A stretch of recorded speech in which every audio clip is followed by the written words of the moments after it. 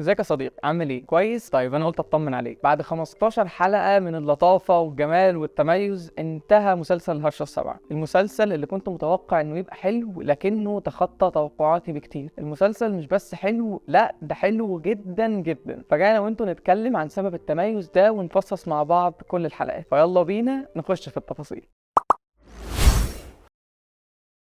اول حاجه خلينا نتكلم في البدايه عن اسم المسلسل. يا صاحبي، اسم المسلسل اللي انا الحقيقه ما كنتش فاهم معناه، وايقنت ان طبيعي لما لقيت ناس كتير برضو شبهي مش فاهمين اسم المسلسل. بص، هو اسم المسلسل اوريدي اتشرح جوه المسلسل نفسه، بس لو انت مش متابع فخليني اقول لك بسرعه يعني ايه الهرشه السابعه. الهرشه السابعه او بنطق اصح هرشه السنه السابعه من الزواج، ده مصطلح بيطلق على نظريه بتقول ان اصعب سنين الزواج بتكون السنه السابعه بسبب كميه التغيرات النفسيه اللي بتحصل لكل طرف من الطرفين، وان السنه دي بتكون اصعب سنه وممكن لا قدر الله يحصل فيها انفصال. والمسلسل بيتعمق اكتر في النظريه دي وبنشوف ازاي تم طرح المسلسل. والجميل في الموضوع ان المسلسل ما سابلكش اجابه هل النظريه دي صح ولا لا، لان المسلسل بيعرض لنا قصتين، قصة بيحصل فيها انفصال والقصة التانية بتكمل وبتستمر، وكأن المسلسل بيقولك ان استمرار العلاقة معتمد عليك انت هتكمل ولا لا. خليني اقول يا جماعة ان سبب كبير جدا من اعجابي بالمسلسل هو السيناريو اللي طبعا اشرفت عليه مريم نعوم. الكلام كان واقعي وسلس جدا، تحس انك قاعد مع اتنين متجوزين فعلا وانت بتتصنت عليهم وهم مش واخدين بالهم. فكرة انك بتشوف احداث المسلسل وهي بتتطور من 2016 لحد ما بتفضل الاحداث تمشي لحد 2023،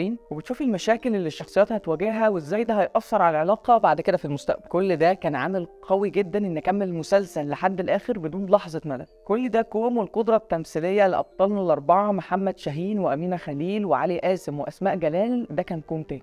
ده بالنسبه لي كان اقوى دور اشوفه لعلي قاسم من ساعه ما بدات اتفرج عليه. كان في مشهد علي قاسم كان بيعترف فيه بسر خطير جدا لاسماء جلال، السر ده كان قادر يدمر علاقتهم. قد ايه انا اتوترت واتاثرت جدا بالحاله اللي كان فيها. علي قاسم كان قادر يوصل لي توتره وخوفه وصدقه في حب اسماء جلال، وانه مش عايز يخبي عليها، وقد ايه شعوره بالندم والغلط. كل ده كان في مشهد واحد حقيقي كان رائع بكل المقاييس. لو هتسالني انهي قصه من الاثنين كانت احلى، قصه محمد شاهين وامينه خليل ولا قصه علي قاسم واسماء جلال، هقول لك ان الاثنين كانوا مؤثرين جدا، بس انا اتفاعلت شويه مع قصه علي قاسم واسماء جلال. تالت حاجه عجبتني هو ان المسلسل بصريا هيغسل عينك، وده يرجع لمدير التصوير باسم مصطفى، وبكل تاكيد المخرج كريم الشناوي اللي اخرج قبل كده مسلسلات زي قابيل وخلي بالك من زيزي وعهد الدم، وضيف لهم الهرشه السابعه. كم الصور والكادرات الجميله اللي كانت موجوده في المسلسل كانت رهيبه. كان في كادرات مش بس كانت حلوه، ده كانت كمان قادره توصل رسائل من غير ولا كلمه. حاجه اخيره عجبتني وهو ان عجبني قوي ضيفين الشرف اللي ظهروا في الحلقه الاخيره، كانت اضافه جميله جدا. بكل بساطه دي المسلسلات الاجتماعيه اللي تتشاف، دي المسلسلات اللي بتتكلم عن علاقات، اللي لما الواحد يحب يتفرج على حاجه رومانسيه لطيفه يتفرج عليها. شكرا جدا لكل صناع الهرشه السابعه، من اكبر حد فيهم اللي هو كريم الشناوي المخرج